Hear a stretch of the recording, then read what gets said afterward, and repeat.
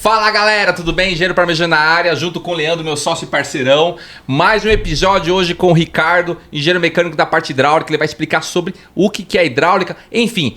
Mas antes disso, Leandro, o que é o Engie Como a Gente, meu camarada?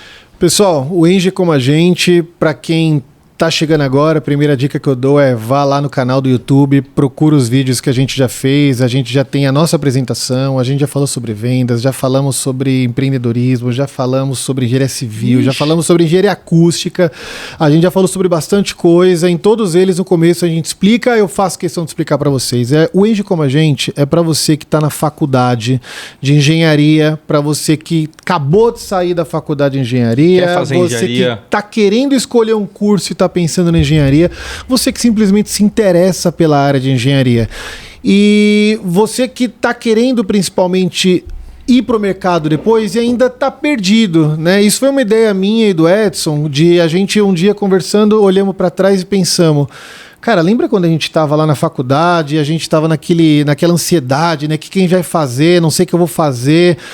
Existia um descompasso muito grande entre o que a gente tinha de conhecimento e o que de fato a gente ia fazer no mercado. Agora a gente já sabe, ou pelo menos a gente já conhece quem sabe.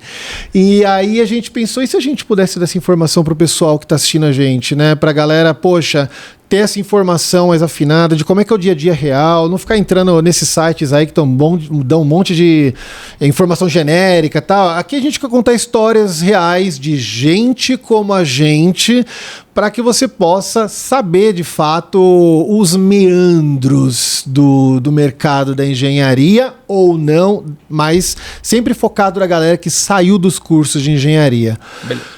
Aqui, hoje, nós temos o Ricardo Meneghel. Ricardo Meneghel, ele é engenheiro mecânico, ele trabalha há 15 anos com engenharia hidráulica, é um dos caras que mais conhece do assunto no Brasil. Ele vai no mundo, hein, mano? Cara, tem coisa pra caralho que ele vai contar pra gente aqui sobre o dia a dia dele, o que ele faz. Ricardo. Obrigado, irmão. Fala, galera. Obrigado por ter vindo aqui.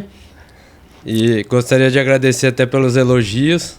Não sou tudo isso, mas tô no caminho.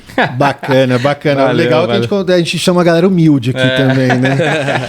Ricardo, fala uma coisa. Eu vou começar perguntando para você o seguinte, cara. Hoje você já praticamente está consolidado no mercado de engenharia hidráulica, que a gente já vai explicar o que é esse segmento da engenharia aí, né?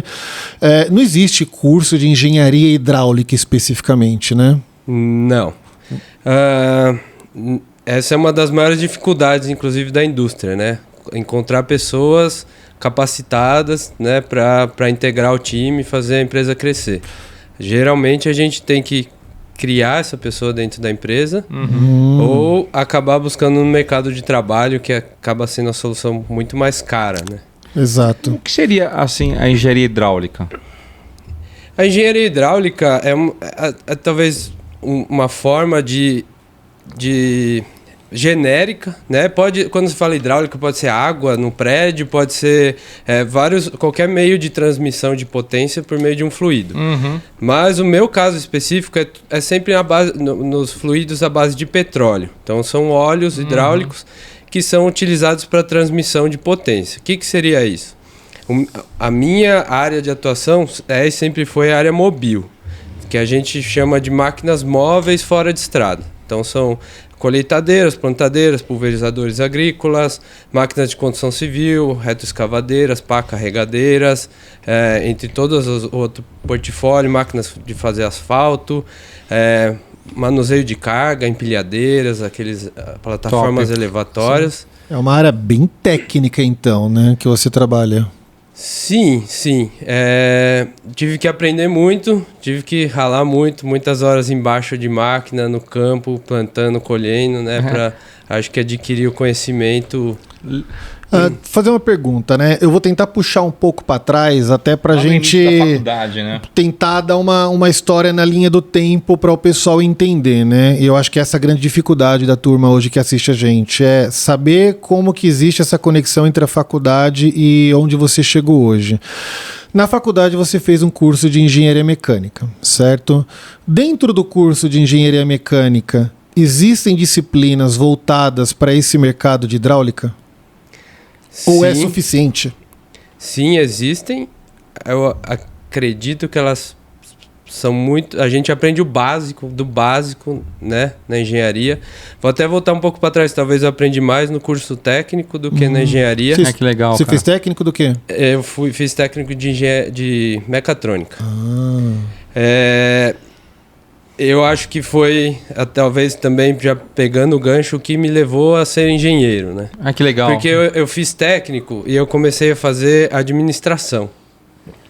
A graduação? Não, no curso técnico, durante o ensino médio. Eu fiz ET, né, Lauro Gomes, aqui perto. Aqui perto, inclusive. E eu comecei na parte técnica, no ensino médio, eu fazia administração. E era teoria, e eu sou um cara prático, né? Eu sou inquieto, eu gosto de prática. E aí eu parei a administração e fiz outro técnico, inclusive eu fiquei até um pouco mais do que o ensino médio, porque eu mudei para técnico em mecatrônica. E ali eu acho que eu me encontrei, ali que eu comecei a entender melhor o que era a prática, o que era a parte mecânica, o que era a integração da mecânica com a robótica, porque tem a parte de programação, né? A parte mecânica só funciona se tiver toda uma parte eletrônica no meio, então meu trabalho ele se entrelaça muito com a engenharia elétrica, ele passa em vários momentos, né? Eu tenho contato, tenho parceiros, tenho clientes que são da parte eletrônica, não só de hidráulica. Mas basicamente isso, esse é o gancho meu, né, para chegar na engenharia mecânica. Inclusive, Ricardo, teve um convidado, né, Leandro, que veio aqui e ele defendeu muito a tese de fazer um curso técnico para o engenheiro, para ele saber se ele realmente quer fazer engenharia. Foi algo que eu não fiz e até me arrependo, acho que poderia ter feito. E você defende essa tese, pelo jeito. Você acha que fazer um curso técnico te traz muita base para você fazer a escolha da engenharia, e até mesmo ele disse, né, que deu base até nas matérias da faculdade. Isso.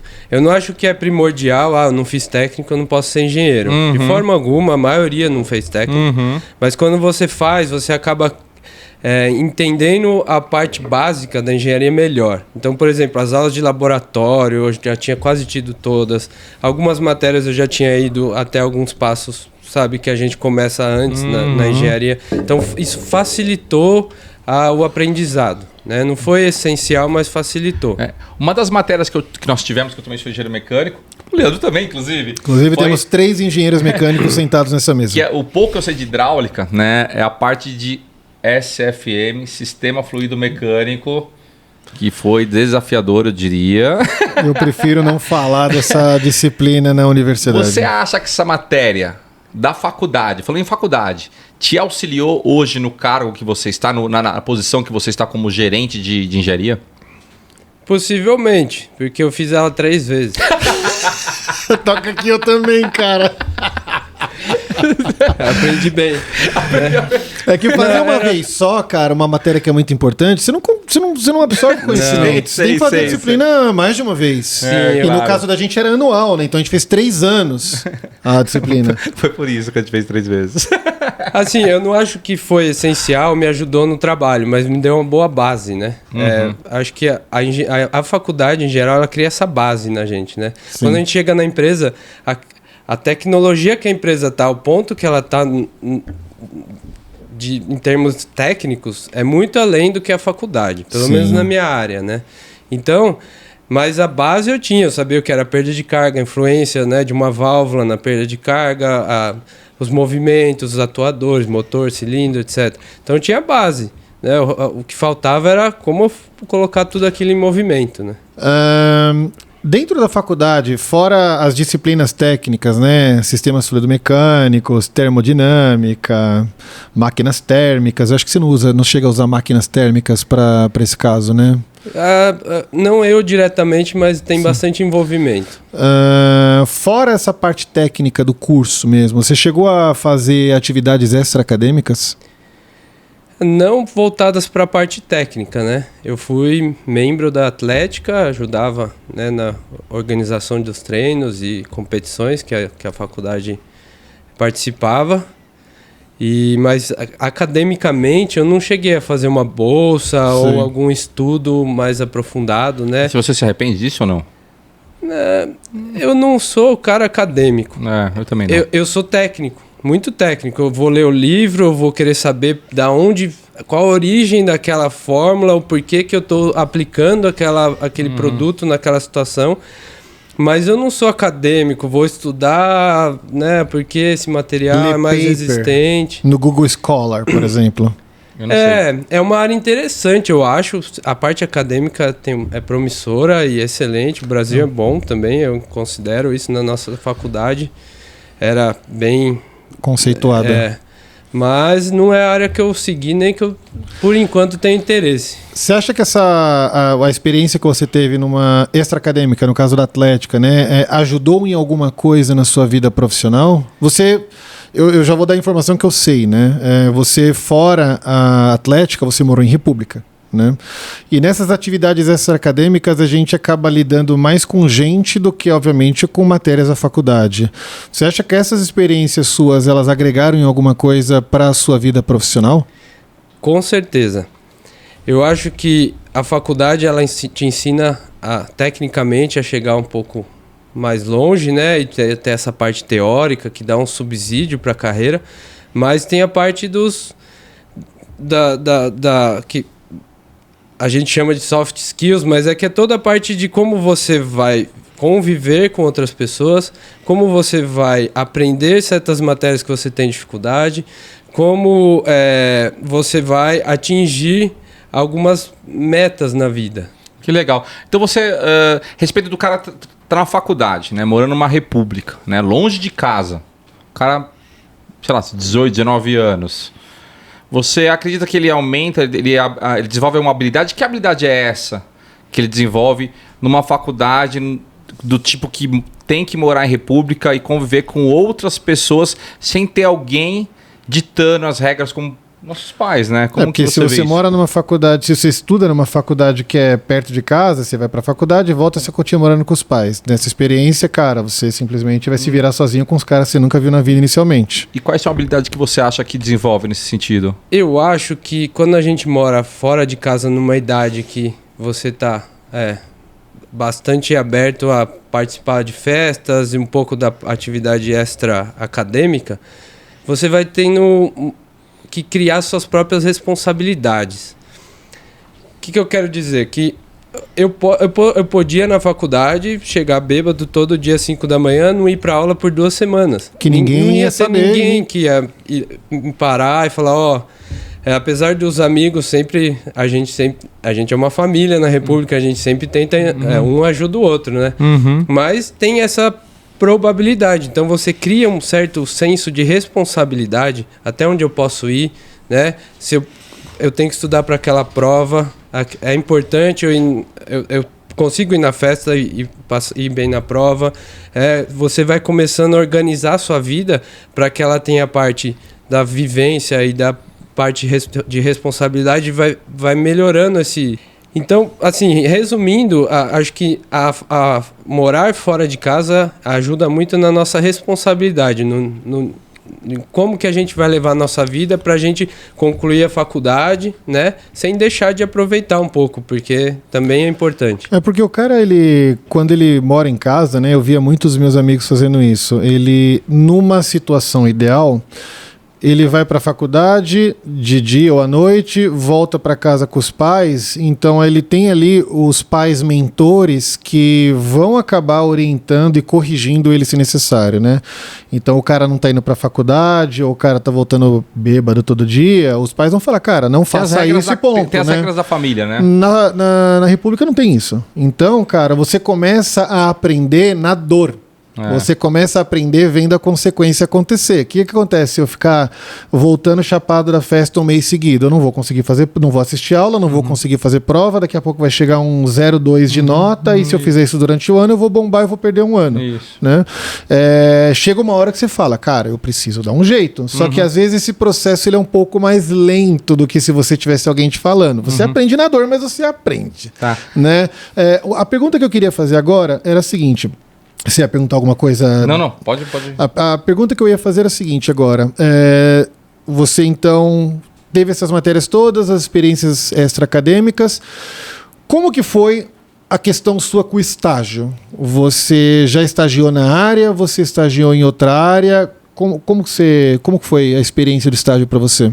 Tá, para ser bem sincero, sempre ouvi sobre as dinâmicas, os processos seletivos de estágio das grandes multinacionais. Eles são cansativos e de certas vezes desanimadores, né? Pelo tanto de etapa, faz uma prova, faz um vídeo. E na época não tinha internet, né? Eu não sei se hoje continua os mesmos níveis, mas acredito que ainda tem, porque tem muita gente querendo se aplicar para poucas vagas. Eu não escolhi muito assim, eu quero trabalhar nessa empresa, mas a República tinha um banco de dados lá com várias empresas, datas de inscrições, etc. E eu fui clicando lá e me inscrevendo, né? Algumas era cansativo, eu lembro de ter desistido de algumas no meio. Nossa, tinha umas que eram 7, 8 etapas durante um semestre inteiro, você já estava cansado. E você acha que na faculdade, então, na hora de fazer essa escolha dessas empresas, assim como eu, acredito que você não teve... A gente, vou trabalhar na empresa tal.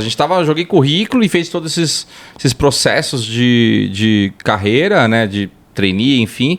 Mas eu realmente não falei, vou trabalhar na tal empresa. Era o que vinha na frente. Você foi o mesmo caso? Você não escolhe a sua profissão nesse momento. Por mais que você tenha uma ideia, você queira, você pode direcionar as empresas. Mas, cara, você se formou, tá perto de se formar. No nosso caso, o estágio era só no último ano da faculdade. E tá perto de se formar, precisa começar a sua vida, começar... Né, a sua oportunidade de ter seu próprio dinheiro, de começar a sua carreira. Então você vai se inscrevendo, né? Em todas que dão. E nem se importa com o salário, nada. Você vai que vai. Você quer entrar. No começo eu acho que é, assim. Né? É igual aquele sorteio de carro do Faustão no final do ano. Joga as cartas pra cima, que bater na mão é que pegou. Eu tive sorte, porque a primeira empresa que eu fui presencial lá fazer a dinâmica, eu acabei passando, né? Então eu acabei não continuando, não tendo uma jornada muito longa, né? Tem gente que fica profissional em fazer dinâmica, né? Eu vi na época um cara que escreveu um livro sobre como passar em estágio e trainee, porque o cara tinha passado tipo uns 10 de uma vez. Tem curso na internet que explica, tem mentores de como passar em grandes... Já vi comerciais no marketing digital aí. Você que se formou, quer trabalhar na multinacional? Eu te ensino, arrasta pra cima. Tem isso. Eu não acredito. Eu vou dar um exemplo. Você não acredita que tem ou você não acredita nesse papo? Nesse papo, porque na minha... Você acredita que tem, mas não acredita no papo. Com certeza. Sim, com certeza. Vou dar um exemplo. Uma das dinâmicas que eu fiz, jogaram um monte de fotos assim de celebridades. Ayrton Senna, Roberto Justus... Pelé, Gandhi. Eu lembro que tinha só pessoas muito boas. E é aquela... Todo mundo sedento por pegar, né? Que eu falo do Justus, né? Eu comparo ele comigo, eu faço o Senna, né? Qualquer... E aí eu tava meio pra trás, eu não sou muito de me cotovelar com as pessoas. Eu lembro que todo mundo pegou, sobraram 2 fotos. O Bush, no meio da guerra do Iraque, ali, 2000 George W. Bush. O filho, né? É o filho. E o Michael Jackson. Pô, o Michael Jackson é legal, hein? Podia ser o Elvis Presley. Só que eu fiquei olhando, falei, o Michael Jackson tava na fase das crianças lá e processos. Não tava legal. Nenhum dos dois, perto do que os outros pegaram, nenhum dos dois ia fazer eu me promover, né? Aí eu pensei e peguei o Bush, né? Aí também deixei todo mundo falar, porque eu sou produtivo, porque eu gosto de ser dinâmico, né? Era tudo bem fácil. Chegou na minha vez, né? Todo mundo, caramba, ele pegou o cara da guerra, né? Aí eu falei, olha, eu tive que pegar o Bush, porque o Michael Jackson com essa história das criancinhas, né? Aí todo mundo deu risada. Então eu quebrei um pouco o gelo, né? E falei algumas coisas. Ele é um cara de sucesso, né? Ele defende um certa parte da sociedade, né? Que foi eleito para isso, e ele conseguiu ter sucesso no que ele precisava. Mas eu acredito que não foi pela minha escolha do Bush lá, mas como eu fiz todo mundo rir, eu ganhei, talvez, sabe, não é exatamente qual que... eu queria ter pego justo, chutar alguém lá e tal, mas no fim não tem uma regra, você só tem que ser você mesmo. Legal. Aí você entrou aí você conseguiu pegar essa vaga? Sim. Legal. Aí você começou o estágio. E aí esse estágio você entrou em qual área? E como que você foi galgando nessa empresa? Não sei, ela era uma multinacional? Era uma multinacional americana de capital aberto, então uma empresa bem agressiva, grande. né? E os meus primeiros 7 meses eu tive a sorte de fazer um job rotation, né? Que chama lá no estágio. Depois Job o que ele... Job rotation. E eu passei por todas as áreas da empresa, tanto administrativas como produtivas. Então, eu fui lá em compras, ficava sentado do rapaz, vi o dia a dia dele, ele tem que comprar, ele tem que resolver problema, eu ia com ele numa reunião, né? Eu fiquei na montagem, via que para montar certa parte do produto dava dor nas costas mesmo, sabe? Eu realmente trabalhei por 7 meses em todas as áreas da empresa. Isso foi... Cara, me construiu bastante. Eu acho que esse é o momento que é importante você procurar um bom estágio, né? Ele vai ser a base da sua carreira e ele pode te dar oportunidades de entender o que é o mundo corporativo, né? Depois eu já trabalhei em empresas pequenas onde você tem que fazer tudo, talvez você aprende mais. Mas o estágio de criar aqueles valores corporativos, né? Os pilares, as métricas, né? Que cada departamento tem para atingir a meta da empresa, da corporação como um todo. Isso daí eu acho que já me deu uma base assim que não tem na faculdade, não tem em muitas empresas também. É que ninguém ensina dentro da faculdade, ou não tem uma disciplina específica de métricas, né, de indicadores de performance de um departamento específico, né? Vamos falar sobre, por exemplo, redução de custo, vamos falar sobre meta de venda, vamos falar sobre meta de redução de, por exemplo, descarte de material, essas coisas, cara, é só na prática mesmo. Como que você coloca, por exemplo, uma informação no sistema e como que essa informação se interliga com outras áreas. É só fazendo mesmo, cara, não tem jeito. E você falou uma coisa bacana, cara. Você falou assim que quando uma empresa multinacional, ela tem os processos, o sistema, e você entende bem como é o mundo corporativista na parte de política, estrutura. E eu tive a experiência multinacional e tive uma experiência em empresa pequena, até fui proprietário de uma empresa nacional. Eu sei muito bem o que você está falando, né? Você teve essa experiência de uma empresa pequena, uma empresa mais familiar e uma empresa grande? Você já consegue nos passar essa experiência que você teve nessas duas empresas? Tive, né? Saí de uma multinacional para uma empresa familiar, tinha dono. Eu acho que as duas são boas, são grandes escolas, porque você fazer tudo no processo, às vezes ter que até imprimir a nota fiscal, também te dá uma excelente base, né? Mas, quando você está pensando na carreira corporativamente, a grande te dá esse entendimento, né, do que cada área faz. Eu lembro que no meu tempo livre, por ser uma empresa de capital aberto, todas as políticas e procedimentos são públicos, né? Você entra no sistema lá, você tem acesso a tudo. Empresas, às vezes pequenas, você não sabe o que o comprador faz, ou o que ele compra, ou quanto ele compra. Ou em empresas maiores, principalmente as de capital aberto, você tem que ter acesso a todo esse tipo de informação. É até uma relação com o acionista, né? E nisso a gente... Eu gastava meu tempo livre lendo procedimentos de outros departamentos. E isso em qual momento? Já estava efetivado? Você estava em qual etapa? Ou no estágio ainda? Não, no estágio que sobra tempo para ler, né? Você tinha uma noção... Isso por causa do inglês? Não, é uma coisa que eu entrei... Eu acho que para ser engenheiro tem que falar inglês, tá? Ponto. Mas eu não entrei na profissão de engenheiro falando inglês. Eu tinha feito aqueles 3 anos nesses cursos, né, bem standard, que para mim não ensina nada mais que o básico. Mas ensina, né, pessoal? Inclusive tem espaço aqui para você.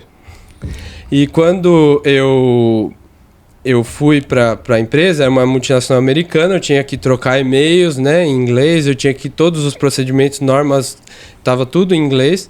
Então eu comecei a aprimorar, né, e ler esses procedimentos me ajudava a evoluir também. Tudo em inglês. Isso, tudo em inglês. Não tinha pouquíssima coisa traduzida. Legal. E isso foi te dando base para poder entender a empresa como um todo. Sim. Eu acho que foi bastante importante. Hoje eu consigo visualizar o que cada departamento... O que é o escopo ali, o que eles podem fazer, o que eles devem fazer, o que não é da área deles e talvez estejam passando a bola para outro fazer, sabe? Então, eu tenho uma visão um pouco mais... ampla.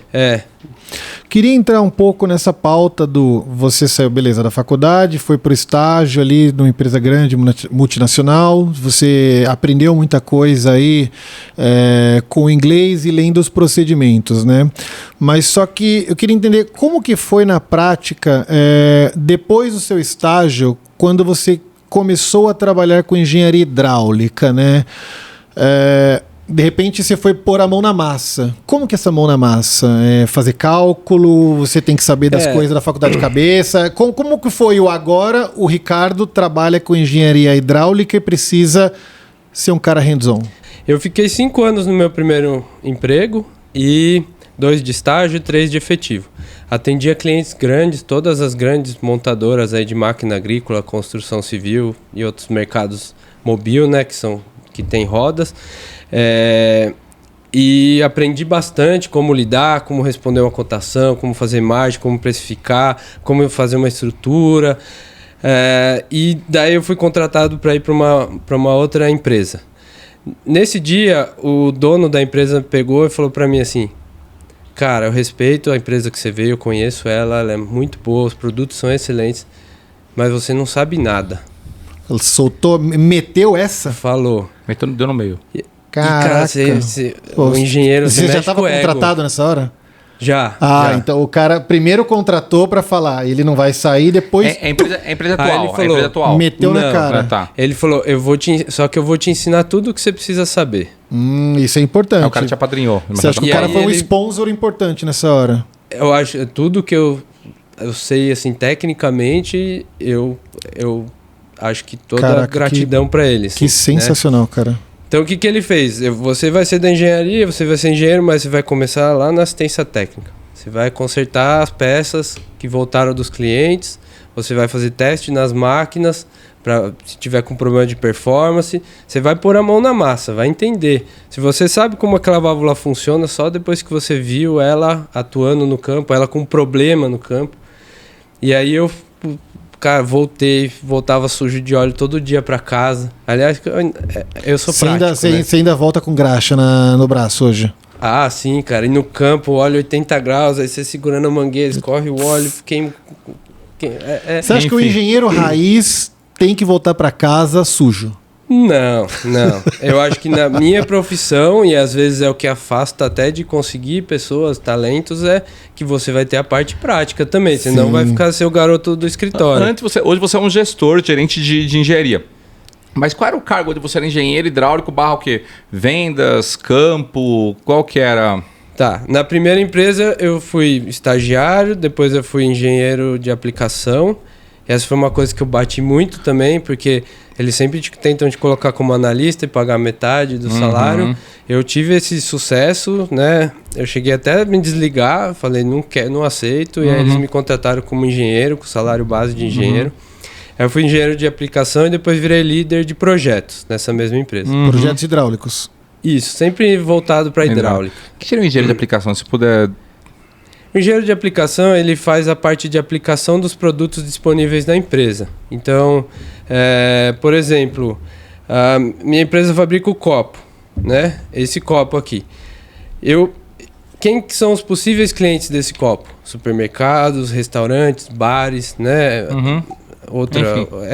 Então, o cara da aplicação, ele simplesmente pega o copo e torna ele, né, um produto para ser vendido no mercado. Entendi. E aí você encontra em quais clientes você vai conseguir... É uma parte de vendas ali, né? Um suporte da vendas. É sempre em conjunto com vendas, né? A venda de um produto técnico, ela passa muito pela área de engenharia, né? E não só pelo vendedor. E aí é onde você vai procurando sempre achar o vendedor mais técnico, né? Que o cara que consegue atender o cliente bem e já resolve o problema dele, ele vai começando a se destacar, né, nessa área. Eu diria que a parte de aplicação, ela basicamente vai entender qual que é a necessidade do cliente para o produto da sua empresa e fazer a aplicação desse produto para a vida do cliente na ponta. Isso. É isso. Isso. Porque não é só um copo, a minha vida é complexa, são milhares de válvulas e eu tenho que fazer a atuação. Então toda máquina que se move, ela se move por meio hidráulico. né? Até a transmissão dela, até a roda dela é um motor hidráulico. O motor a combustão só toca as bombas. Então, se ela vai abrir o braço, se ela vai subir e descer, se ela vai girar, se ela vai colher, se ela vai pulverizar um produto, vai ser o meio de transmissão de energia. O que vai fazer o movimento acontecer é a hidráulica. O pessoal, por exemplo, um trator, né, o Ricardo? Um trator, um caminhão betoneira, esse caminhão de lixo, todos esses movimentos é feito por pistões, né? Inclusive tem elevador, é hidráulico. Isso. Totalmente hidráulico. Então, o que a gente faz?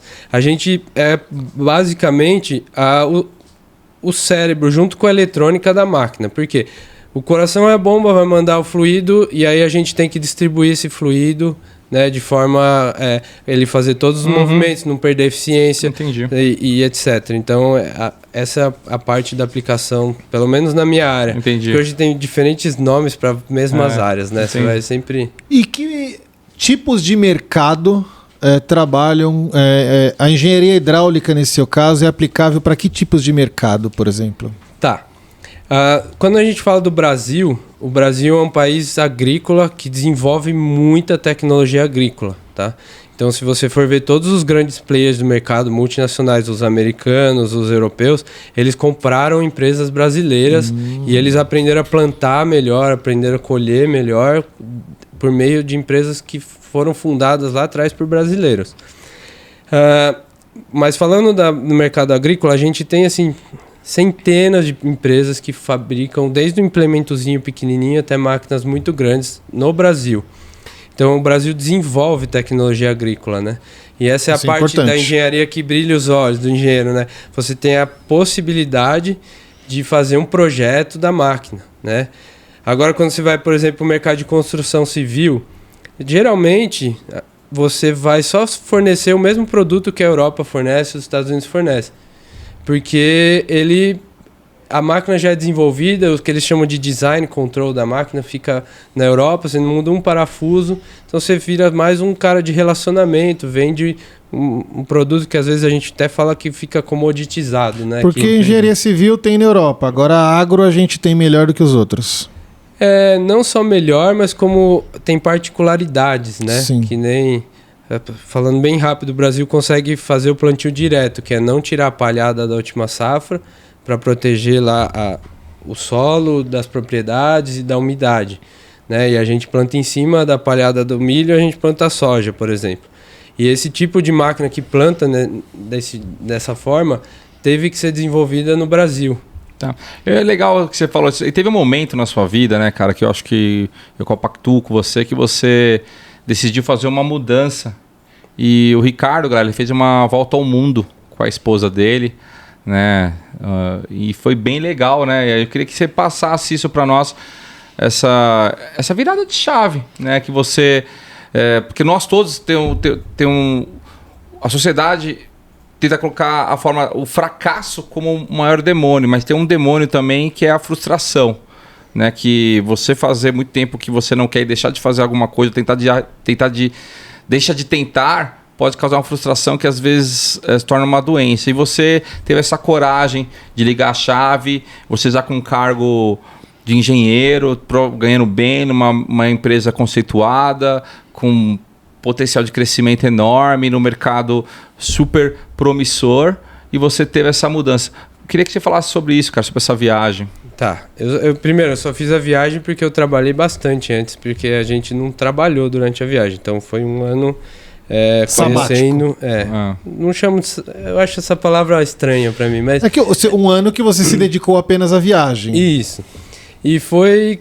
Pô, cara, foi difícil se convencer, foi difícil convencer minha esposa, eu já era casado, nós dois fomos pra viagem. Uhum.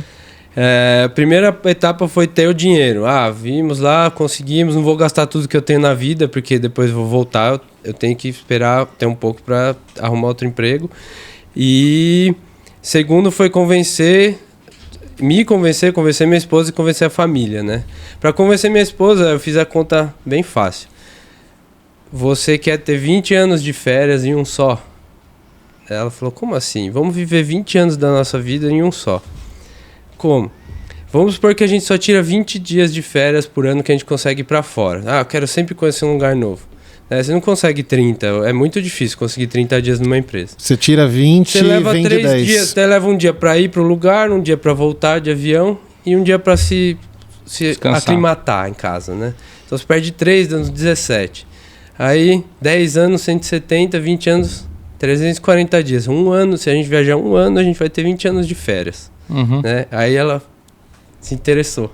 Eu não tinha parado para pensar, vou falar para minha mulher exatamente esse raciocínio. Então a gente foi, antes de ter filho, tudo, começar responsabilidades que iam nos prender muito mais, que a gente conseguiria viajar muito menos. Hoje o Ricardo ele tem umas gêmeas, né? E tem um recém-nascido agora. Super lindo os filhos deles. Parabéns.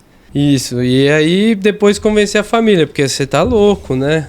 Vai largar sua carreira. Tá depois subindo. Quem vai. A primeira pergunta você ouve de todo mundo, mas isso é emprego? De todo mundo, dos amigos, da família. Meu avô fez até promessa para não ir. Né? Um dia ele falou, fiz promessa, porque você vai largar seu emprego, porque eles eram aqueles carreiristas, né? Na época dele. São os baby boomers que ficaram a vida inteira, provavelmente numa mesma empresa, que levam o negócio, como assim você vai parar para viajar? No fim, cara, vivi momentos incríveis. Tive muitos aprendizados. Teve perrengue? Porque você viajou num estilo baixo custo, mochilão. Inclusive tem até um Instagram, né? @mochileiros, enfim. Mochilandeiros, chama. Mochilandeiros. E fala esse momento de viagem, cara. Um momento de dificuldade, né? E, enfim.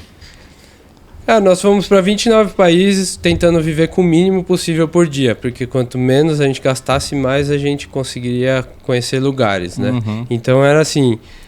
sem comida cara, a acomodação era sempre a mais barata. A gente acampou onde dava. Eu acampei na Austrália inteira, eu acampei no meio da Rússia, cara. Eu acampei nas montanhas da Albânia, sabe? Que louco. Aonde dava para acampar, a gente acampava e cozinhava a própria comida, tinha um fogareirinho e tal.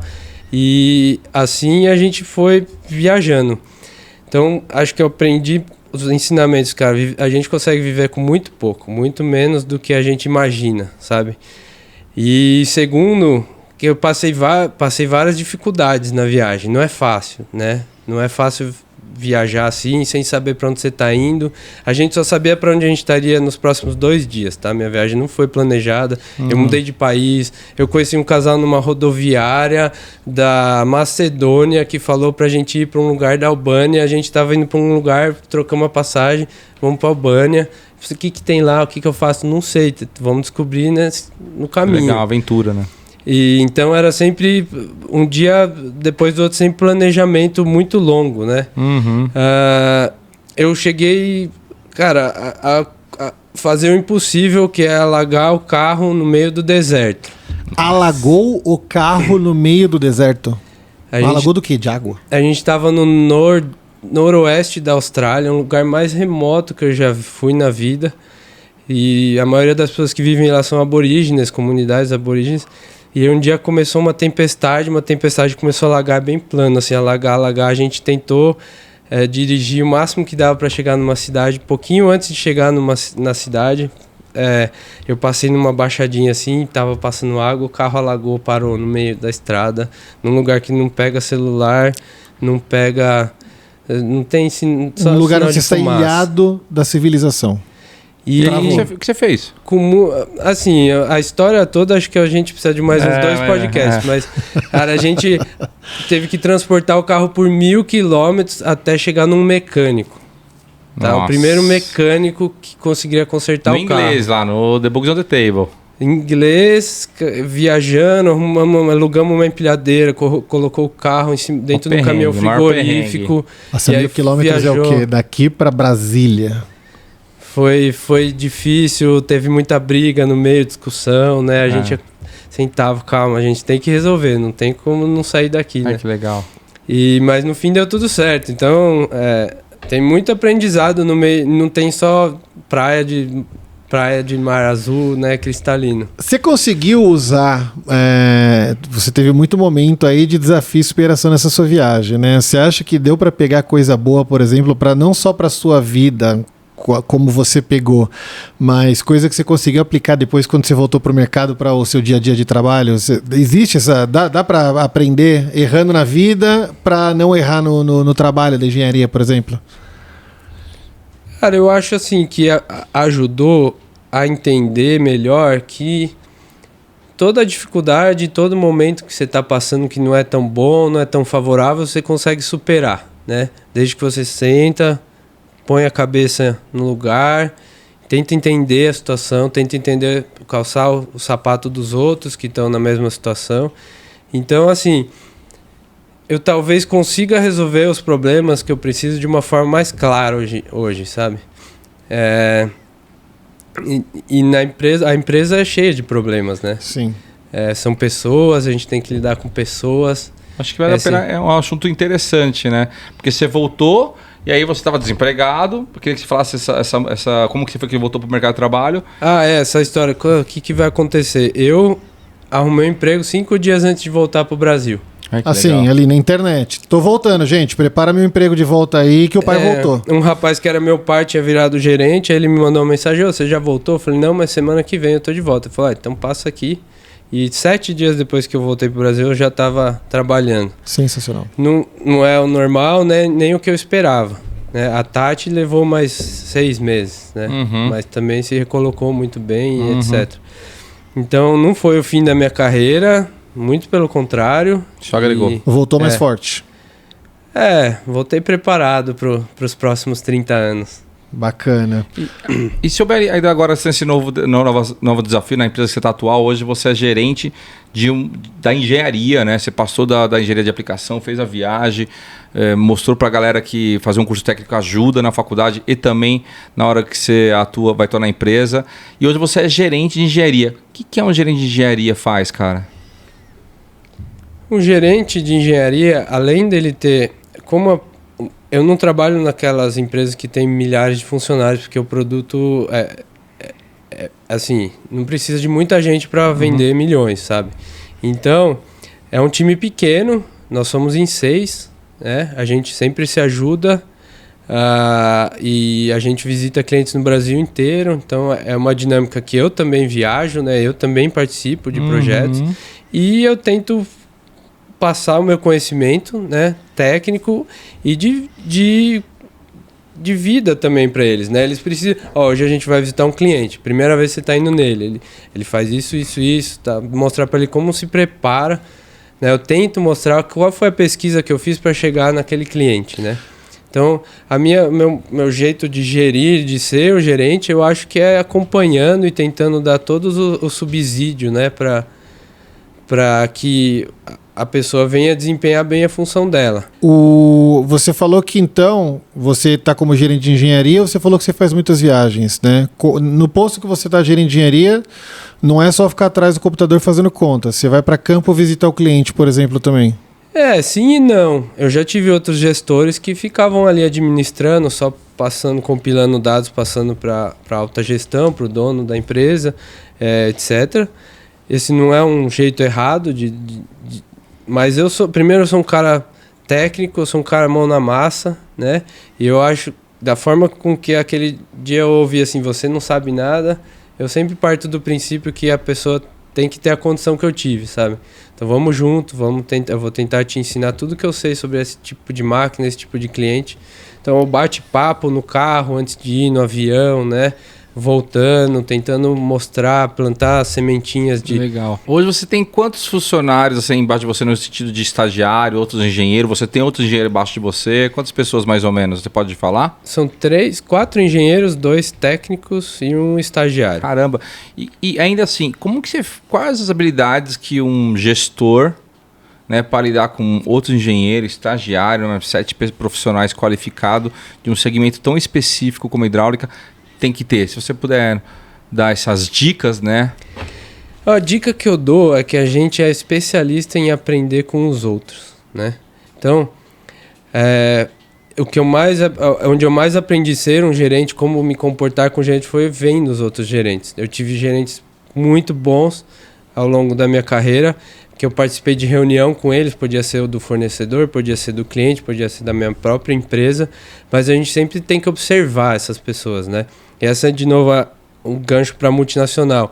No programa estágio, ele vai te levar para esse tipo de reunião. Ele está inserido e tem alguns tipos de empresas que você vai ficar de fora dessa reunião e talvez vai te faltar um pouco desse conhecimento. Mas enfim, observando outros gerentes, você entende o que fazer, né, e o que não fazer também. Tem gerentes ruins que cruzam seus caminhos, nossos caminhos.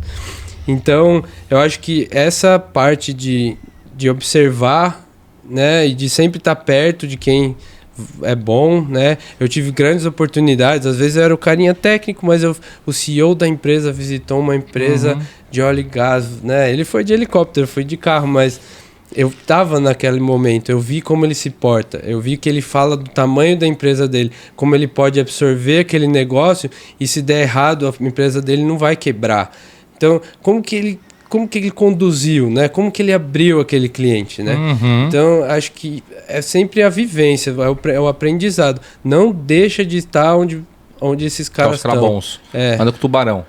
Você acha que mais tem também não só aquela questão da parte técnica, mas aquela questão de o tato para o relacionamento?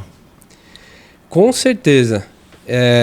Eu acho que a gente vende um produto, né? A gente faz as relações com nossos fornecedores e clientes por base não só do dia a dia na empresa, né? Por exemplo, eu aprendi, né? Eu tive um ensinamento assim, ó, o cliente só vai comprar de você, confiar em você tecnicamente, depois que você for jantar com ele, né? Tomar uma cerveja, bater um papo sobre a vida, sabe? Mostrar quem é você. O tal do happy hour, né? E isso funciona dentro da empresa também, né? Todo mundo é seu cliente interno, né? Ou fornecedor. Você tem que persuadir, conquistar internamente áreas da sua empresa para conquistar um desafio maior? Para você ser um bom profissional, você tem que ser bom em soft skills, né? Que a gente fala muito. Para você ser bom em soft skills, é uma parte da sua profissão também. Eu não sou o cara que adoro fazer amizade, que faço amizade no elevador, né? Mas se eu vou visitar um cliente, eu sei que eu vou ter que jantar com ele, eu sei que eu vou ter que falar sobre a minha vida, perguntar da vida dele, tentar me aproximar mais, né? Então, eu tenho que aprender sobre isso, mesmo eu não sendo a pessoa mais comunicativa. Faz parte, é parte da minha profissão, né? Não tem como dissociar, eu sou técnico, sou o cara mais técnico do mundo, melhor que tem. Tá, isso vai vender para quem? Quem vai convencer quem que você é bom, né? Então, uma pessoa introspectiva ou introvertida, isso não significa que ela não possa desenvolver essas habilidades, por exemplo, para se relacionar com o cliente, para poder se relacionar com pessoas. Isso não tem nada a ver exatamente. A pessoa é introvertida, então ela não tem nada a ver com pessoas. Não, assim, é claro que tinha um professor que falava, tem gente que gosta de gente, tem gente que gosta de coisa, né? Aí você não quer pôr o cara da coisa para falar com gente, não vai dar certo.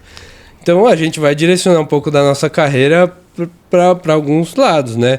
Eu não sou um cara aberto, comunicativo, mas eu gosto de estar com pessoas, de me relacionar, né? Então tem um pouco da predisposição, mas eu acho que eu fiz um curso uma vez com um americano que ele era um curso de Green Belt, né, da empresa.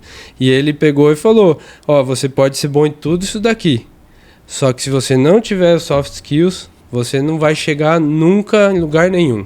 Porque para você formar o time, para você convencer as pessoas que vão ter mudanças, que eles vão para você reduzir um custo, eliminar um desperdício, você vai ter que implementar uma nova forma de fazer aquilo. Isso mexe um pouco.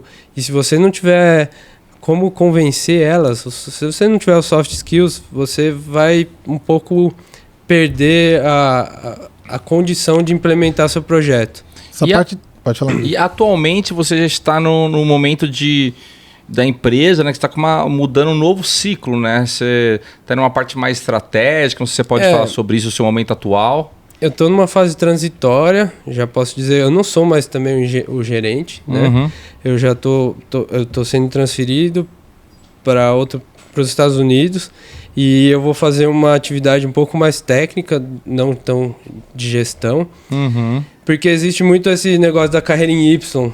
Não sei se vocês conhecem, mas o Brasil não é muito bom da carreira em Y, né? É bom explicar pra galera entender, assim, rapidamente o conceito de carreira em Y. Para você ganhar mais, na maioria das empresas você vai ter que ser o gestor, né? Então você vai lá entrar como analista, engenheiro, pleno, júnior, pleno, sênior. E aí o próximo passo, se você quiser ganhar mais um salário, você tem que ser coordenador, gerente e diretor. Existe uma forma de enxergar o mercado muito diferente que aí chama carreira em Y. Tem pessoas que são muito bons tecnicamente, que às vezes você acaba até perdendo elas na hora de fazer ela virar um gestor, porque ela não tem muito essa habilidade.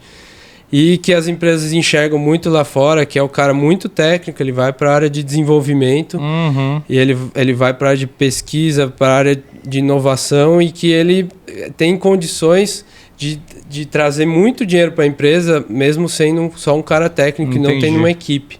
E aí você passa a ter um salário tão bom quanto o de um gerente, um diretor, sendo uma pessoa técnica. Com uma contribuição mais técnica do que gestão, exatamente. Isso. As pessoas têm aquela ideia de que, poxa, você só vai conseguir chegar em cargos altos através de gestão. Ou você só vai conseguir ser bem remunerado se for através de gestão. CEO, Carreira em Y é exatamente... Você tem a subida através de gestão e você tem a outra subida através de técnico, que é o que você está falando dessa sua experiência agora. Isso. Pô, eu acho assim, eu já preparei minha carreira para ser um gestor, né? Eu fui lá, fiz pós-graduação, fiz MBA, né? Que é uma parte para entender como a empresa calçar o sapato do dono, do acionista, né? Acho que é importantíssimo. Mas eu ainda tecnicamente eu sou bom, né? Eu não sei o que eu fiz para chegar nesse ponto, mas eu tenho uma facilidade enorme de fazer projetos da minha área. Entendi. Então, eu às vezes sonho com projeto. Eu tenho eu trabalho. Quando você trabalha? Não, 24 horas, assim, né? Eu procrastino, eu fico vendo lá o site, alguma notícia. Tô girando o scroll, lendo um pouco de notícia, mas, cara, minha cabeça tá falando, aquela máquina que não funcionou bem, eu posso fazer isso, aquilo, outro. Então, não é que eu não tô trabalhando, é só tenho minha forma de... E, meu camarada, e agora que você entendi bem legal as dicas que você deu sobre liderança e o fato que você galgou para ser um gestor, um cargo alto, inclusive está indo morar fora, mas fala pra gente, qual é o segredo do fracasso? O que você se arrepende que você fez ou que você deixou de fazer? Porque você, isso é um caminho que eu não recomendo. Cara, o fracasso sempre vai levar ao sucesso. Né? Todo mundo que tem sucesso já sabe contar os fracassos. Acho que ninguém foi. Eu só me dei bem na vida. Até estranha essa história aí. Olha, essas histórias normalmente não tem o bastidor contado, mas enfim. Mas então, diz aí algo que você errou e falou, pô, pessoal, acho que esse caminho talvez eu não iria, enfim. É difícil expor os fracassos, né, deles virem na cabeça, porque você fecha o olho, você tem que olhar o que você fez de bom, interior, né? Mas eu acho que a gente sempre tem que focar no relacionamento. Né? Relacionamento. E se você não tá feliz no emprego, não tá feliz com o chefe ou com alguém da equipe, você precisa conversar mais, dialogar mais, sabe? Às vezes a angústia sua é compartilhada também. E eu acho que conversar, ter essa ideia de se abrir, né? Porque demorou muito para mim para falar, cara, eu acho que eu sei mais do que isso, que eu preciso ganhar mais e que eu posso ajudar a empresa a crescer, né? E você falar isso não é fácil, né? Então, a comunicação pode te deixar frustrado e fracassado várias vezes, né? Seja por um projeto que você não falou, mas você sabe que vai dar errado, ou uma hora que seu chefe pediu para fazer alguma coisa que você acha que se você fizer diferente vai ser melhor, né? Você tem que saber receber ordens e respeitar um pouco a hierarquia corporativa, mas você tem que desafiar ela também, né? Legal. É que a gente, né, acha que essa coisa de não, vamos, né, a nossa empresa é horizontal, a gente, né, todo mundo trabalha junto. Gente, a vida real não é bem assim.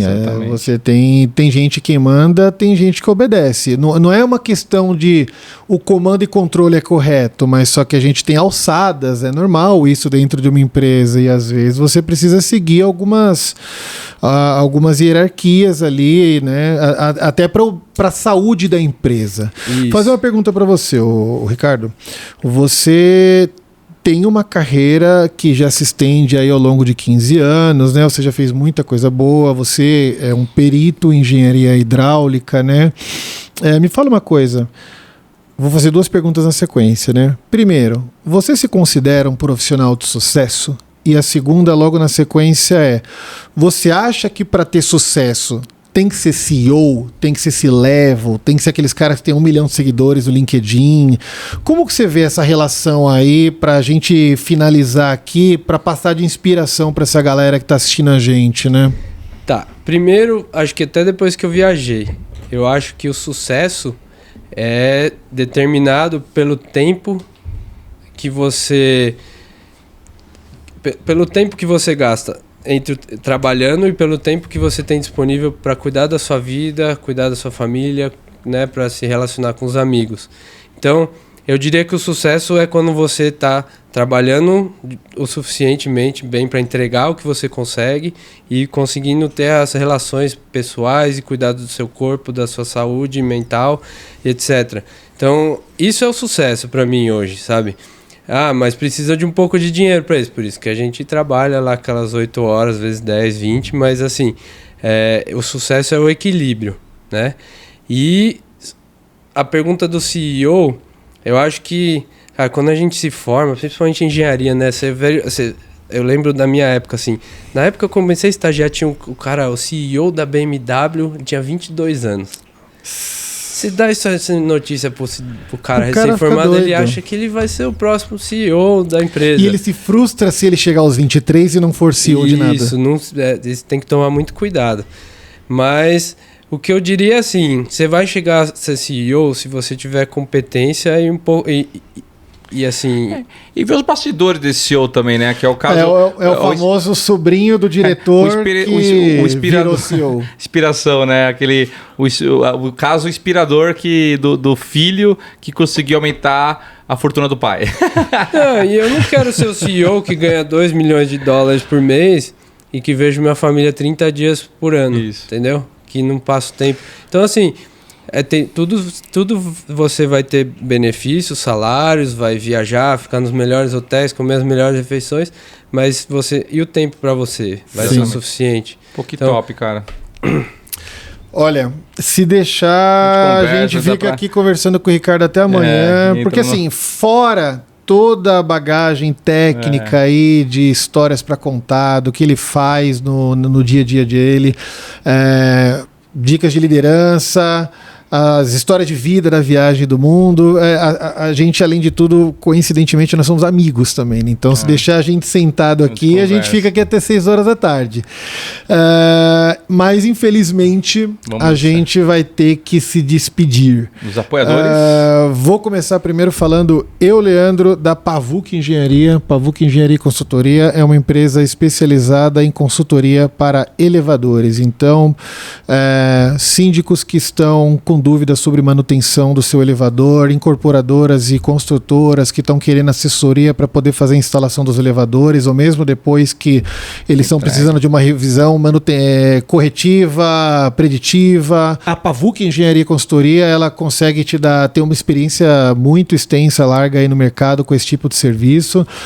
O diretor dessa consultoria é sensacional, é um cara que conhece tudo de elevadores, vale a pena. Pavuk Engenharia, então, pessoal. Quiser saber um pouco de elevadores, vai lá na Pavuk Engenharia. Quem tiver com dúvida, engenheiro também que está querendo saber um pouco mais, está querendo aprender, entra lá no site da Pavuk que vocês vão ter bastante coisa bacana para poder aprender. Mônica Villani Advogados, né? Um escritório de direito, de advocacia que entende muito de direito na parte de contratos, lei de proteção de dados, e ela faz o contrato, a linguagem jurídica num formato mais palatável, assim como a gente, assim como o Engie, como a gente, ela transforma o direito uma coisa mais tranquila e leve para você que está com uma empresa, quer abrir uma empresa de engenharia, enfim, e ela realmente faz de tudo para você se dar bem, para você crescer de forma ética, de forma promissora, com auxílio jurídico.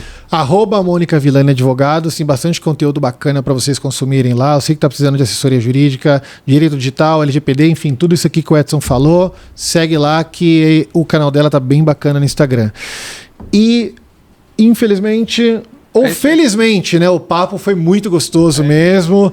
Ricardo, Obrigado, cara, irmão. obrigado. Valeu, de galera. coração Muito mesmo. obrigado pelo convite. Valeu. A gente deseja todo o sucesso do mundo aí quando você for para os Estados Unidos. A gente, como seu amigo, tá muito, muito, muito orgulhoso e feliz com parabéns. você. A gente espera que vocês tenham aprendido bastante coisa com a conversa da gente aqui com o Ricardo. Tá aqui na tela todos os links a gente, todos os arrobas de YouTube, Instagram, LinkedIn, Spotify. Segue a gente, Segue comenta, a e é gente, isso aí. comenta, compartilha, clica no sininho, enfim. Gente, semana que vem a gente volta. Tem uma galera absurdamente foda que tá chegando para as próximas entrevistas. Então, fiquem ligados aí. Quem não acompanhou os últimos episódios, pega no canal rapidinho, corre para assistir tudo. E valeu. Tchau, pessoal. Um abraço. Ó. Valeu, obrigado. Valeu.